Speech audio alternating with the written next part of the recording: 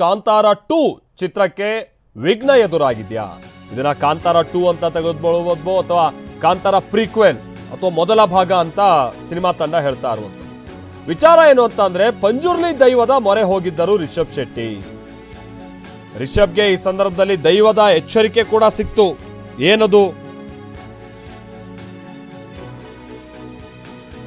ದೈವ ಏನಂತ ಎಚ್ಚರಿಕೆ ಕೊಟ್ಟಿದೆ ರಿಷಬ್ ಶೆಟ್ಟಿಗೆ? ಕಾಂತಾರ ಪ್ರೀಕ್ವೆಲ್ಗೆ ಸಂಬಂಧಪಟ್ಟ ಹಾಗೆ ಏನಾದರೂ ಸಮಸ್ಯೆ ಎದುರಾಗಿದ್ಯಾ? ನೋಡಿ ಆ ಸಂದರ್ಭವನ್ನ. ಜಗತ್ತಿನೆಲ್ಲೆಡೆ ನಿನಗೆ ದುಶ್ಮನ್ಗಳಿದ್ದಾರೆ.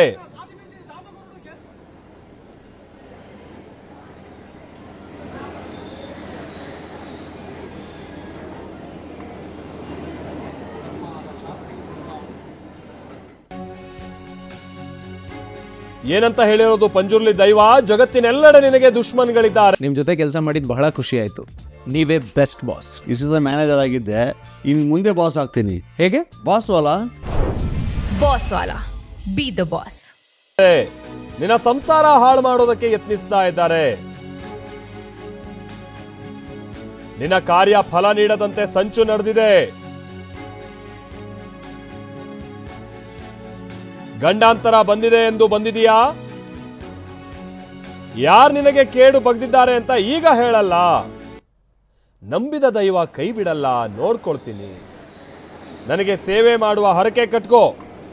5 ತಿಂಗಳಲ್ಲಿ ನಿನಗೆ ನಾನು ಒಳ್ಳೇದು ಮಾಡ್ತೀನಿ ಅಂತ ರಿಷಬ್ ಶೆಟ್ಟಿಗೆ ಅಭಯ ನೀಡಿದೆ ಪಂಜುರ್ಲಿ ದೈವ.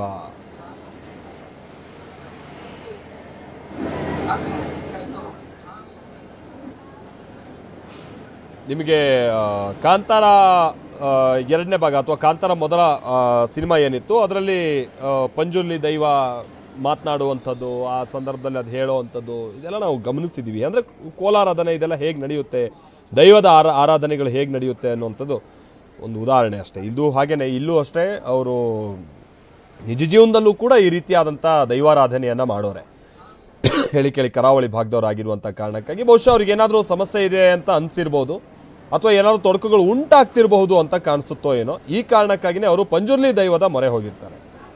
ಪಂಜುರ್ಲಿ ದೈವ ಈ ಸಂದರ್ಭದಲ್ಲಿ ನಿನ್ನ ಸಂಸಾರ ಹಾಳು ಮಾಡೋದಕ್ಕೆ ಪ್ರಯತ್ನ ಪಡ್ತಾ ಇದ್ದಾರೆ. ಜಗತ್ತಿನ ಎಲ್ಲೆಡೆ ನಿನಗೆ ದುಶ್ಮನ್ಗಳಿದ್ದಾರೆ. ಇನ್ನು 5 ತಿಂಗಳಲ್ಲೆಲ್ಲ ನಾನು ಸರಿ ಮಾಡ್ತೀನಿ, ಸೇವೆ ಮಾಡ್ತೀನಿ ಅಂತ ಹರಕೆ ಕಟ್ಕೋ ನೀನು ಅಂತ ದೈವ ಇಲ್ಲಿ ರಿಷಬ್ ಶೆಟ್ಟಿ ಅವರಿಗೆ ಎಚ್ಚರಿಕೆಯನ್ನು ಕೊಟ್ಟಿದೆ. ಜೊತೆಗೆ ಕೆಲ ಸಲಹೆಯನ್ನು ಕೂಡ ಕೊಟ್ಟಿದೆ. ಎಲ್ಲಿ ಇದು? ಮಂಗಳೂರಿನ ಕದ್ರಿಬಾರೆ ಬೈಲ್ನಲ್ಲಿ ನಡೆದಂಥ ಉತ್ಸವ ಇದು. ವಾರಾಯಿ ಪಂಜುರ್ಲಿ ಜಾರಾಂದಯ ದೈವದ ವಾರ್ಷಿಕ ಉತ್ಸವ. ಈ ಉತ್ಸವದ ಕೊನೆಯಲ್ಲಿ ದೈವದಲ್ಲಿ ಕಷ್ಟ ಹೇಳ್ಕೊಳ್ತಾರೆ ರಿಷಬ್ ಶೆಟ್ಟಿ.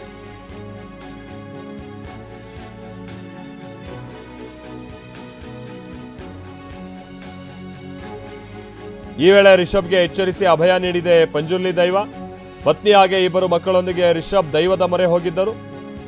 33 ವರ್ಷಗಳ ಬಳಿಕ ರಿಷಬ್ರಿಂದ ಮೂಡಪ್ಪ ಸೇವೆಯನ್ನು ಸಲ್ಲಿಸಲಾಗಿದೆಯಂತೆ. ನಸುಕಿನ ಜಾವ 4 ಗಂಟೆವರೆಗೂ ದೈವದ ಉತ್ಸವದಲ್ಲಿ ಅವರು ಭಾಗಿಯಾಗಿದ್ರು ಅನ್ನುವಂಥದ್ದು ಕೂಡ ಗೊತ್ತಾಗಿದೆ.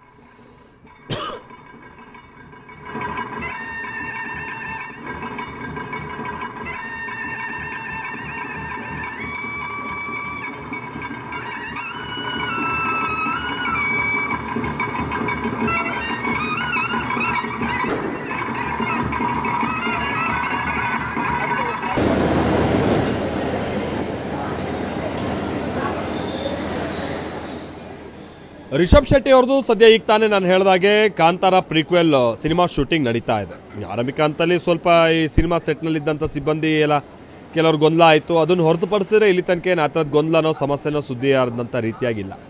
ಆದರೆ ಅವರು ಈ ಛತ್ರಪತಿ ಶಿವಾಜಿ ಸಿನಿಮಾ ಮಾಡೋದಕ್ಕೇನು ಹೊರಡ್ತಾ ಇದ್ದಾರೆ ಅಥವಾ ಶಿವಾಜಿ ರೂಪದಲ್ಲಿ ಅವ್ರು ಏನು ಕಾಣಿಸ್ಕೊಳ್ಳೋಕೆ ಹೋಗ್ತಿದ್ದಾರೆ ಆ ರೋಲ್ನಲ್ಲಿ, ಅದು ಈ ಕನ್ನಡದಲ್ಲಿ ಕೆಲವರಿಗೆ ಸಿಟ್ಟು ತರಿಸಿರೋದು, ಕೆಲವರು ಗೊಂದಲ ವ್ಯಕ್ತಪಡಿಸ್ತಾ ಇರುವಂಥದ್ದು ಇದನ್ನೆಲ್ಲ ನಾವು ನೋಡ್ತಾ ಇದ್ದೀವಿ.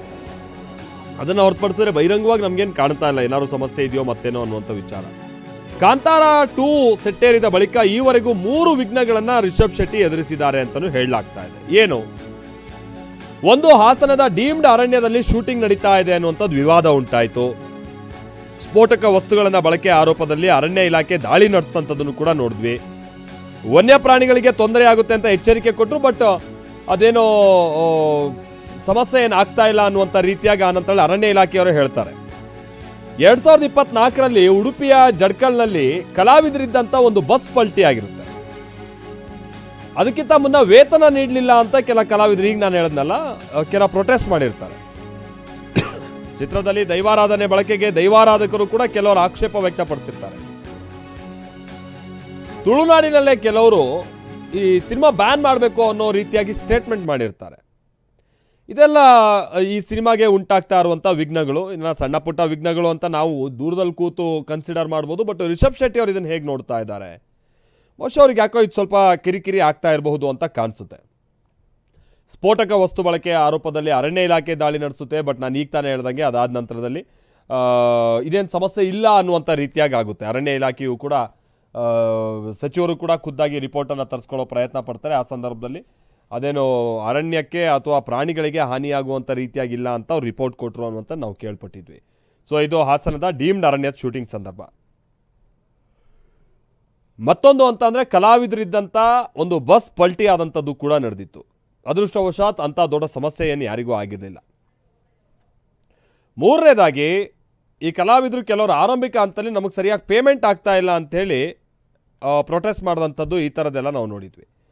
ಬಟ್ ವಿಚಾರ ಅಂತಂದರೆ ಅದಕ್ಕೆ ಸಂಬಂಧಪಟ್ಟಂಗೆ ನಮ್ಮ ಸಮಸ್ಯೆ ಎಲ್ಲ ಯಾರು ಕರ್ಕೊಂಬಂದಿದ್ರು ಕಲಾವಿದರು ಅವ್ರಿಗೆ ನಮ್ಮ ಕಡೆಯಿಂದ ಎಲ್ಲ ಆಗಿದೆ, ಅವ್ರು ಮಾಡಿರುವಂಥದ್ದು ಕಿರಿಕಿರಿ ಇದು ಅನ್ನುವಂಥದ್ದು ಸಮಸ್ಯೆ ಆಯಿತು. ಸೊ ಇದು ನಮಗೆ ನಾನು ಈಗ ತಾನೇ ಹೇಳ್ದಂಗೆ ಸ್ವಲ್ಪ ಅವ್ರಿಗೆ ಕಿರಿಕಿರಿಗಳು ಉಂಟಾಗ್ತಾ ಇರ್ಬೋದು ಅಂತ ಅನಿಸುತ್ತೆ. ಇನ್ನೂ ಏನೋ ಹೆಚ್ಚಿನ ಸಮಸ್ಯೆ ಬಹುಶಃ ಅವ್ರಿಗೆ ಅದು ಅನುಭವಕ್ಕೆ ಬಂದಿರುತ್ತೆ. ಅಶೋಕ್ ನಮ್ಗೆ ಇದಕ್ಕೆ ಸಂಬಂಧಪಟ್ಟಂಗೆ ಒಂದು ವರದಿ ಕೊಟ್ಟಿದ್ದಾರೆ. ದೈವಾರಾಧನೆಗೆ ಅವ್ರು ಬಂದಂಥ ಸಂದರ್ಭ, ಹರಕೆ ತೀರಿಸಿದಂಥ ಸಂದರ್ಭ, ಎಚ್ಚರಿಕೆ ಕೊಟ್ಟಂಥ ವಿಚಾರ, ಇದಕ್ಕೆಲ್ಲ ಸಂಬಂಧಪಟ್ಟಂಗೆ ಬನ್ನಿ ಕೇಳೋಣ.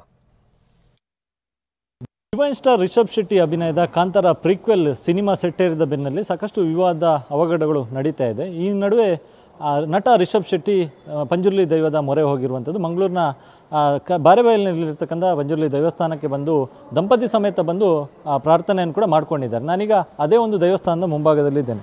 ನೀವು ಗಮನಿಸ್ಬೋದು, ಇದು ಮಂಗಳೂರಿನ ಬಾರೆಬೈಲಿನಲ್ಲಿರ್ತಕ್ಕಂಥ ಜಾರಂದಾಯ ಮತ್ತು ಬಂಟ ದೇವಸ್ಥಾನದ ಗುಡಿ. ಆ ದೃಶ್ಯದಲ್ಲಿ ಕಾಣ್ತಿರ್ತಕ್ಕಂಥದ್ದು ಜಾರಂದಾಯ ಮತ್ತು ಬಂಟ ದೇವಸ್ಥಾನದ ಗುಡಿ. ಇದರ ಪಕ್ಕದಲ್ಲೇ ವಾರಾಹಿ ಪಂಜುರ್ಲಿ ದೇವಸ್ಥಾನ ಇದೆ.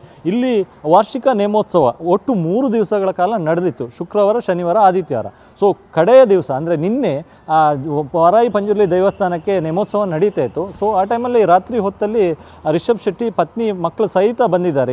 ಇಲ್ಲಿ ಬಂದು ವಾರಾಹಿ ಪಂಜುರ್ಲಿ ದೇವಸ್ಥಾನದ ಏನು ಇಲ್ಲಿ ನೇಮೋತ್ಸವ, ಪಂಜುರ್ಲಿ ದೈವದ ನೇಮೋತ್ಸವ ನಡೀತಿತ್ತು. ಆ ನೇಮೋತ್ಸವದಲ್ಲಿ ರಾತ್ರಿಯಿಂದ ಬೆಳಗ್ಗಿನವರೆಗೂ ಕೂಡ ಪೂರ್ತಿಯಾಗಿ ಈ ನೇಮೋತ್ಸವದಲ್ಲಿ ಪಾಲ್ಗೊಂಡಿರುವಂಥದ್ದು. ಪ್ರಮುಖವಾಗಿ ಈ ನೇಮೋತ್ಸವ ಮುಗಿಯುವಂಥ ವೇಳೆಯಲ್ಲಿ ರಿಷಬ್ ಶೆಟ್ಟಿಯರು ದೈವದ ಬಳಿ ಪ್ರಾರ್ಥನೆಯನ್ನು ಕೂಡ ಮಾಡ್ಕೊಂಡಿದ್ದಾರೆ. ಅಂದರೆ ಈಗಾಗಲೇ ಕಾಂತಾರ ಪ್ರೀಕ್ವೆಲ್, ಕಾಂತಾರ ಏನು ಸಿನಿಮಾ ಬಂದಿತ್ತು, ಅದು ತುಂಬ ಯಶಸ್ವಿಯಾಗಿ ಬ್ಲಾಕ್ ಬಸ್ಟರ್ ಹಿಟ್ ಆಗಿತ್ತು ಮತ್ತು ಸಾಕಷ್ಟು ದೇಶ ವಿದೇಶಗಳಲ್ಲೂ ಕೂಡ ಕಾಂತಾರ ಸಿನಿಮಾ ಪ್ರಖ್ಯಾತಿಯನ್ನು ಗಳಿಸಿತ್ತು.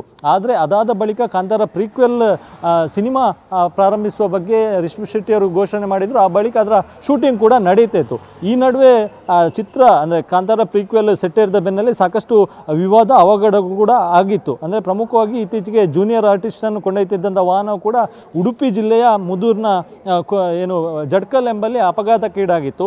ಈ ಬಳಿಕ ಆ ಪೇಮೆಂಟ್ ನೀಡದ ಆರೋಪದ ಹಿನ್ನೆಲೆಯಲ್ಲಿ ಜೂನಿಯರ್ ಆರ್ಟಿಸ್ಟ್ಗಳು ಪ್ರತಿಭಟನೆ ನಡೆಸಿದಂಥ ಘಟನೆ ಕೂಡ ನಡೆದಿತ್ತು. ಇದರ ನಡುವೆ ಚಿತ್ರದಲ್ಲಿ ದೈವಾರಾಧನೆಯನ್ನು ಬಳಕೆ ಮಾಡಿದ್ದಕ್ಕೆ ಸಾಕಷ್ಟು ದೈವಾರಾಧಕರು ವಿರೋಧವನ್ನು ಕೂಡ ವ್ಯಕ್ತಪಡಿಸಿದರು. ಇದರ ಜೊತೆಗೆ ಚಿತ್ರತಂಡದ ವಿರುದ್ಧ ಸಾಕಷ್ಟು ದೇವಸ್ಥಾನಗಳಲ್ಲಿ ಸಾಮೂಹಿಕ ಪ್ರಾರ್ಥನೆಯನ್ನು ಕೂಡ ಮಾಡಿದರು. ಹೀಗಾಗಿ ನಾನಾ ಅಡೆತಡೆಗಳ ನಡುವೆ ಇದೀಗ ಮತ್ತೆ ರಿಷಬ್ ಶೆಟ್ಟಿಯವರು ದೈವದ ಮೊರೆ ಹೋಗಿರುವಂಥದ್ದು. ಇಲ್ಲಿ ಪ್ರಮುಖವಾಗಿ ದೈವ ರಿಷಬ್ ಶೆಟ್ಟಿಯವರಿಗೆ ಅಭಯವನ್ನು ನೀಡಿರುವಂಥದ್ದು. ಅಂದರೆ ಜಗತ್ತಿನೆಲ್ಲೆಡೆ ನಿನಗೆ ದುಶ್ಮನ್ಗಳು ಇದ್ದಾರೆ, ನಿನ್ನ ಸಂಸಾರ ಹಾಳು ಮಾಡೋದಕ್ಕೂ ಕೂಡ ಪ್ರಯತ್ನವನ್ನು ಮಾಡ್ತಿದ್ದಾರೆ ಎನ್ನುವಂಥ ನಿಟ್ಟಿನಲ್ಲಿ ಎಚ್ಚರಿಕೆಯನ್ನು ಕೂಡ ಪಂಜುರ್ಲಿ ದೈವ ನೀಡಿರುವಂಥದ್ದು. ಹೀಗಾಗಿ ನನಗೆ ಸೇವೆ ನೀಡುವ ಹರಕೆ ಹೇಳಿಕೊಂಡ್ರೆ ಮುಂದಿನ 5 ತಿಂಗಳ ಒಳಗೆ ನಿನಗೆ ಒಳ್ಳೆಯದನ್ನು ಮಾಡ್ತೇನೆ, ನಿನ್ನ ಸಂಸಾರಕ್ಕೆ ಒಳ್ಳೆಯದನ್ನು ಮಾಡ್ತೇನೆ ಎನ್ನುವಂಥ ಅಭಯವನ್ನು ಇಲ್ಲಿನ ವಾರಾಹಿ ಪಂಜುರ್ಲಿ ದೈವ ಹೇಳಿರ್ತಕ್ಕಂಥದ್ದು. ಕ್ಯಾಮ್ರಾ ಪರ್ಸನ್ ರಾಜೇಶ್ ಜೊತೆ ಅಶೋಕ್, TV9 ಮಂಗಳೂರು. ಅವರ ತಂದೆ ನಮ್ಮ TV9 ಜೊತೆಗೆ ಮಾತನಾಡಿದ್ರು. ಈಗ ಏನು ಎಚ್ಚರಿಕೆ ಕೊಟ್ಟಿದೆಯಾ ಅಥವಾ ಸಲಹೆ ಕೊಟ್ಟಿರೋದಾ ಏನು ಈ ವಿಚಾರವಾಗೆಲ್ಲ ಏನು ಹೇಳಿದ್ರು ಬನ್ನಿ ಕೇಳೋಣ. ಪಂಜುರ್ಲಿ ಅಂದ್ರೆ ನೋಡಿ, ಪಂಜುರ್ಲಿಯಿಂದಲೇ ಧರ್ಮಸ್ಥಳ ಮಂಜುನಾಥನು ನುಡಿಯನ್ನು ಕೊಡುವುದಿಲ್ಲ. ಅಲ್ಲಿರುವಂತ ಪಂಜುರ್ಲಿ ಅಂತ ಹೇಳುವಂತ ಒಂದು ಈಶ್ವರನ ಗಣ ಅದು. ಪಂಜು ಅಂದ್ರೆ ಹಂದಿ, ಪಂಜುರ್ಲಿ ಅಂದ್ರೆ ಅದನ್ನ ತುಳು ಭಾಷೆ ಅದು. ಕನ್ನಡದಲ್ಲಿ ಒಂದು ಹಂದಿ ಅಥವಾ ವರಾಹ ದೇವರು ಅಂತ ತಿಳ್ಕೊಳ್ಳಿ. ವರಾಹ ಅವತಾರ ಇದೆ ನಮ್ಮಲ್ಲಿ, ದಶಾವತಾರಗಳಲ್ಲಿ ಒಂದು ವರಾಹ ಅವತಾರ. ಅದನ್ನ ನಾವು ಲೋಕಲ್ ನಲ್ಲಿ ಪಂಜುರ್ಲಿ ಅಂತ, ನಮ್ಮ ಲೋಕಲ್ ಲ್ಯಾಂಗ್ವೇಜ್ ಅದು, ನಮ್ದು ಕನ್ನಡ. ಬಟ್ ಅದು ತುಳುವಿನಲ್ಲಿ ಪಂಜುರ್ಲಿ ಅಂತ, ಪಂಜಿ ಅಂದ್ರೆ ಹಂದಿ. ಅದನ್ನು ಸಹ ದೇವರಾಗಿ ಪರಿಗಣಿಸ್ತೇವೆ. ಯಾಕಂದ್ರೆ ಅದರಲ್ಲಿಯೂ ನಮ್ಮ ಎನ್ವೈರನ್ಮೆಂಟ್ ಗೆ ಲಾಭ ಇದೆ. ಮೂತಿಯಲ್ಲಿ ಹೊತ್ಕೊಂಡಿದೆ ವರಾಹ ಅಂತ ಹೇಳ್ತಾರೆ, ಅದು ಬೇರೆ ವಿಷಯ. ಅದ್ರಲ್ಲೊಂದು ಶಕ್ತಿ ದೇವತೆ, ಅದು ಶಕ್ತಿ ದೇವತೆ. ನೀವು ಹೇಳುವ ಕಾನ್ಸೆಪ್ಟ್ ದೇವರಲ್ಲ, ಇದು ದೈವ ದೇವತೆ. ಅದರಲ್ಲಿ ಒಂದು ನುಡಿ ಕೊಡುವಂತ ಸಿಸ್ಟಮ್ ಎಲ್ಲ ಇದೆ. ಸರಿ ಇದೆ, ಅದು ಸರಿ ಇದೆ. ನಾವು ಅದನ್ನ ನಂಬೇಕಾಗ್ತದೆ. ಯಾಕಂದ್ರೆ ಈ ಧರ್ಮಸ್ಥಳಕ್ಕೆ ನಾವು ಹೋಗ್ತೇವೆ, ಹೆಗ್ಡೇರ್ ಸಬ್ಜೆಕ್ಟ್ ಬೇರೆ, ಅದು ಈಗೇನೋ ಹೊಸ ಕಾನ್ಸೆಪ್ಟ್ ಎಲ್ಲ ಗಲಾಟೆ ಶುರುವಾಗಿದೆ. ನಮ್ ಶಿಷ್ಯ ಯಾರೋ ಮಣಿ ಅಂತ ಪೊಲೀಸ್ ಸರ್ಕಲ್ ಇನ್ಸ್ಪೆಕ್ಟರ್ ನಾತ್ರ ಬರ್ತಿದ್ದ, ಅವ್ರು ಎಂತದೋ ಅಪಸ್ವರ ಹೇಳ್ತಾರೆ. ಬಟ್ ಆ ಸ್ಥಾನಕ್ಕೊಂದು ಅದು 4th ಡೈಮೆನ್ಷನಲ್ ಎನರ್ಜಿ ಇರುವಂತ ಧರ್ಮಸ್ಥಳ. ಈಗ 3D ಅಂತಿರಲ್ಲ, ಅದು 4D. ಹಾಗೆ ಅಲ್ಲಿ ವ್ಯಕ್ತಿಗಳು ಯಾರ ಇದ್ದಾರೆ ಅವ್ರನ್ನೆಲ್ಲ ಬಿಟ್ಟಾಕಿ ನೀವು. ಆ ದೈವ ಕಾರಣಿಕಗಳಿರ್ತದೆ, ದೈವದ ಶಕ್ತಿ ಇರ್ತದೆ, ಪವರ್ ಇರ್ತದೆ, ಬೇಕಾದಷ್ಟು ಚಮತ್ಕಾರಗಳೆಲ್ಲ ಆಗಿದೆ. ನಾವೊಂದು 6,000 ಎಕರೆ ಜಮೀನ್ದಾರ ಅಂತಂದವರು, ನಾವು ಆ ದೇವರನ್ನೇ ನಂಬೋದು. ನಮ್ಗೇನೋ ಹೆಚ್ಚು ಕಡಿಮೆ ಅಲ್ಲೇ ಹೋಗಿ ಕಂಪ್ಲೇಂಟ್ ಕೊಡುದು. 5 ಲಕ್ಷ ಕೊಡ್ಬೇಕು ಅಥವಾ 1 ಲಕ್ಷ ಕೊಡ್ಬೇಕು. ಆವಾಗ ನೀವು ಅಲ್ಲಿ ಹೋಗಿ ಕಂಪ್ಲೇಂಟ್ ಕೊಡ್ತಿದ್ದ. ಆ ರೀತಿ ಒಂದು ಪದ್ಧತಿ ಇತ್ತು, ಉಯಿರು ಕೊಡುವಂತ ಒಂದು ಪದ್ಧತಿ ಇತ್ತು. ಅದರಲ್ಲಿ ಪಂಜುರ್ಲಿ ಅಂತ ಹೇಳುವಂತದ್ದಕ್ಕೆ ಕಾರಣಿಕ ದೈವ, ಅದು ಒಬ್ಬ ಮನುಷ್ಯನ ಮೇಲೆ ಆಹ್ವಾನ 80% ನಂಬಹುದು. ಮತ್ತೆ ಎನ್ವೈರನ್ಮೆಂಟ್, ಇವತ್ತಿನ ಪರಿಸ್ಥಿತಿ, ಮಾಡರ್ನೈಸೇಷನ್ ಅದನ್ನೆಲ್ಲ ಸೇರಿಸಿ ಹೇಳ್ತಾರೆ ಕೆಲವು ಸಲ. ಆದ್ರಿಂದ ಮೇ ಬಿಲೀವ್, ನಮ್ಗೆ ನಂಬಿಕೆ ಇದೆ ಅದರಲ್ಲಿ. ಹೇಳಿ, ಈಗ ನಮ್ಗೆ ಅದ್ರಲ್ಲಿ ನಂಬಿಕೆ ಇದೆ. ಅದೇನಾಗಿದೆ ಸಮಸ್ಯೆ, ಅದನ್ನು ನಾವು ಪರಿಹರಿಸಿಕೊಳ್ಳುವಂಥ ನಿಟ್ಟಿನಲ್ಲಿ ಮತ್ತೆ ದೈವದ ಮೊರೆ ಹೋಗ್ತೀವಿ ಅನ್ನೋ ಅರ್ಥದಲ್ಲಿ ಹೇಳಿದ್ದಾರೆ ರಿಷಬ್ ಶೆಟ್ಟಿ ಅವರ ತಂದೆ.